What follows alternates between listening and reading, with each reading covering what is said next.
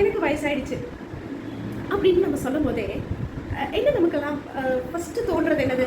நம்ம உள்ள சுருக்கங்கள் வர ஆரம்பிக்கிறது, அப்புறம் நம்மளுடைய மசில் லாஸ் ஆகிறது, கண் பார்வை மங்குறது, மாடிப்படி ஏற இறங்க கஷ்டமாக இருக்குது, ஞாபக மறதி, தூக்கமின்மை, இது எல்லாமே வந்து ரொம்ப பரவலாக இருக்குது.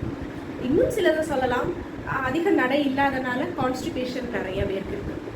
சரி, இதெல்லாமே சரி பண்ணக்கூடியது அப்படின்னு பார்த்தீங்கன்னா எல்லாமே நான் வெஜிடேரியன் ஃபுட்டில் தாங்க இருக்குது.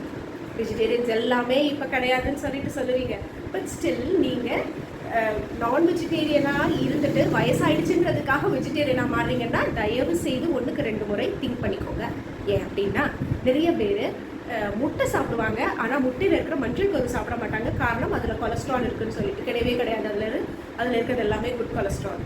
அந்த முட்டையோட எல்லோ சாப்பிட்றதுனால உங்களுடைய கொலஸ்ட்ரால் லெவல்ஸ் எல்லாம் ஒன்றும் அந்தளவுக்கு ஹை ஆகாது. ஸோ முட்டை கண்டிப்பாக எடுத்துக்கோங்க. மீன் அப்படின்னு பார்த்தீங்கன்னா மீனில் வந்து ஒமேகா 3 ஃபேட்டி ஆசிட் வந்து ரொம்ப ரொம்ப நல்லது. உங்களோட கண் பார்வையாக இருக்கட்டும், உங்களோட ஸ்கின்னுக்காக இருக்கட்டும், உங்களோட போன் அண்ட் போன் மேரோ ஹெல்த்தாக இருக்கட்டும், ஞாபக சக்தியாக இருக்கட்டும், மீன் அளவுக்கு உங்களுக்கு ஞாபக சக்தி கொடுக்கக்கூடியது எதுவுமே கிடையாதுங்க. சரி, அடுத்து தோல் சுருக்கங்கள் சொன்னேன் இல்லையா, கொலாஜனுக்கு பெஸ்ட் ஃபுட் என்ன தெரியுங்களா? போன் ப்ராத் அப்படின்னு சொல்லுவோம். அதாவது மாட்டுக்கால் பாயாதாங்க.